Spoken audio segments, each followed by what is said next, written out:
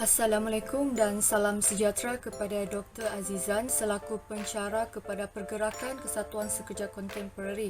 Pada hari ini kami akan membentangkan tutorial 2 yang bertajuk Perihalkan Jenis-jenis Kesatuan Sekerja di Malaysia yang disediakan oleh Nur Farina binti Ali selaku Ketua Kumpulan kami, Flora Janice Jacob, Rosma binti Sanir, Muhammad Nizam Firdaus bin Abdullah dan saya sendiri iaitu Nur Hikmah binti Idris.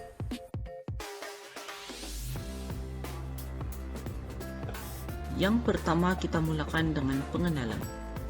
Menurut Pertubuhan Buruh Antarabangsa International Labour Organization, mereka mentakrifkan bahawa kesatuan sekerja sebagai pertubuhan pekerja yang dibentuk dengan tujuan memajukan dan mempertahankan kepentingan pekerja. Manakala ahli akademik British, iaitu Sydney dan Beatrice Webb, mentakrifkan kesatuan sekerja sebagai satu pertubuhan penerima gaji berterusan untuk tujuan mengekalkan atau menambah baikkan keadaan pekerja mereka. Perjuangan kesatuan sekerja adalah satu pernyataan kepentingan berorganisasi bagi melindungi dan memperjuangkan kepentingan mereka menerusi tindakan kolektif.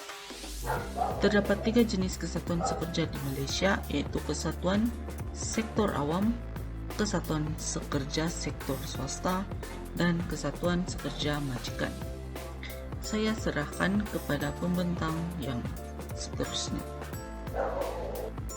Salah satu jenis kesatuan sekerja yang terdapat di Malaysia adalah Kesatuan Sekerja Sektor Awam. Kesatuan Sekerja Sektor Awam terdiri daripada pekerja yang bekerja dalam perkhidmatan awam, badan berkanun dan pihak penguasa tempatan. Sesebuah kesatuan sekerja sektor awam hanya boleh dianggotai oleh ahli yang mempunyai ciri-ciri yang sama, iaitu kementerian, jabatan atau jawatan yang sama. Berbeza dengan kesatuan sektor yang lain, terdapat jenis anggota yang dilarang daripada menyertai mana-mana kesatuan sekerja sektor awam menurut Akta Kesatuan Sekerja 1959.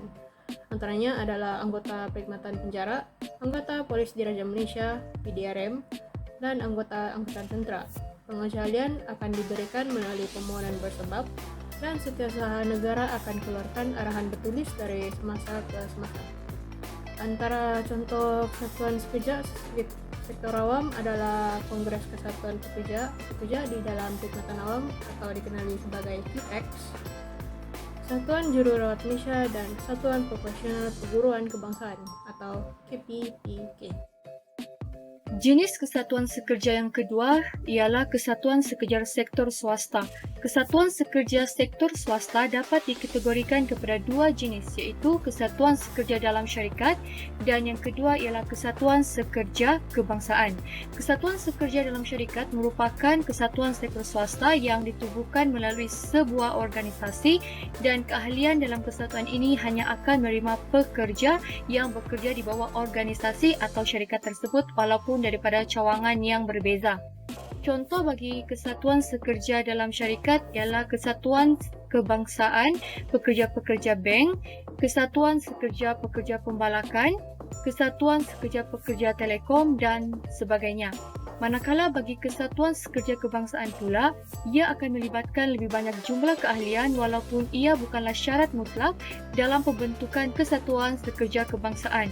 Dan pemimpinnya juga mempunyai kepimpinan yang lebih berpengalaman serta kesatuan ini akan sentiasa mempunyai dana yang mencukupi apabila melaksanakan sesuatu aktiviti yang lebih efektif.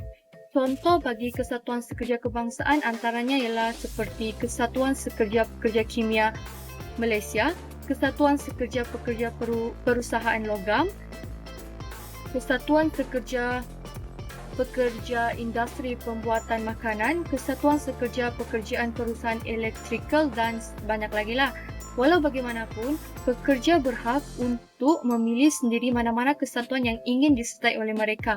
Di samping itu, pekerja dalam kesatuan sekerja sektor swasta juga mempunyai hak seperti membuat rundingan tentang aspek pekerjaan termasuklah seperti gaji, allowance ganjaran dan sebagainya dengan majikan.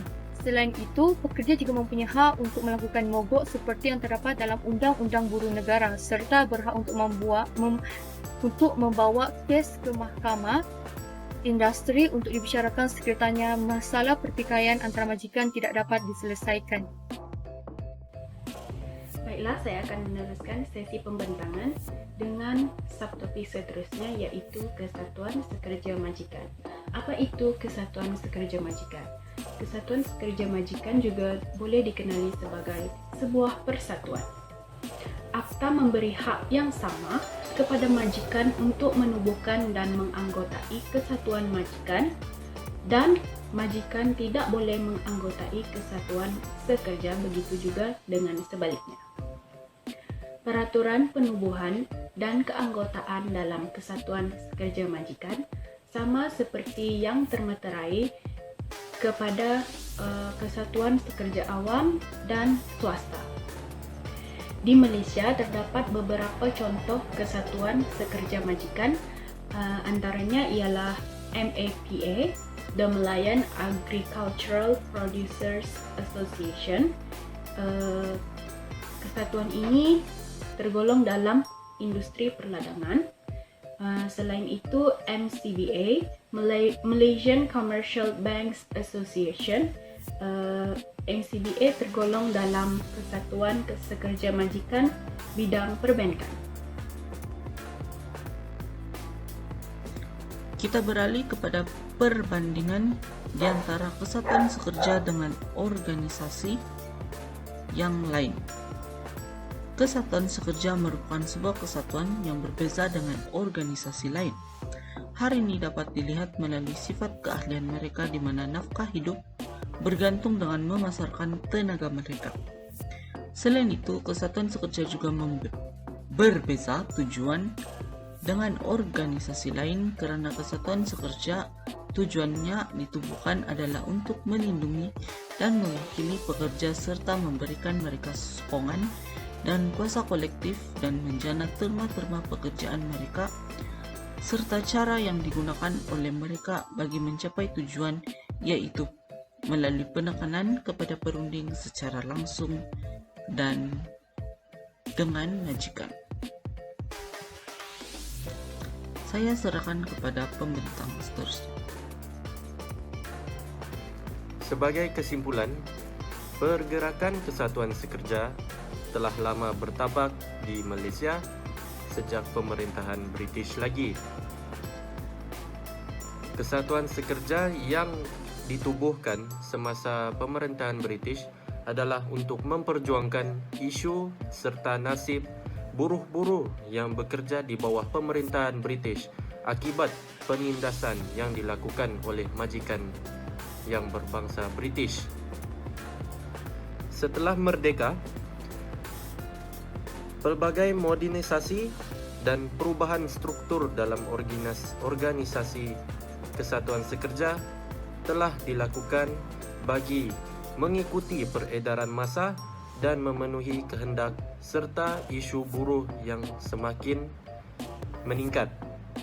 Oleh itu, terdapat banyak pergerakan kesatuan sekerja yang didaftarkan masing-masing bagi memperjuangkan hak serta isu buruh di dalam sebuah organisasi pekerjaan tersebut. Ini adalah untuk menyuarakan kehendak serta ketidakpuashatian pekerja-pekerja terhadap majikan mereka. Dengan itu, saya sudahi pembentangan ini dengan Assalamualaikum warahmatullahi wabarakatuh.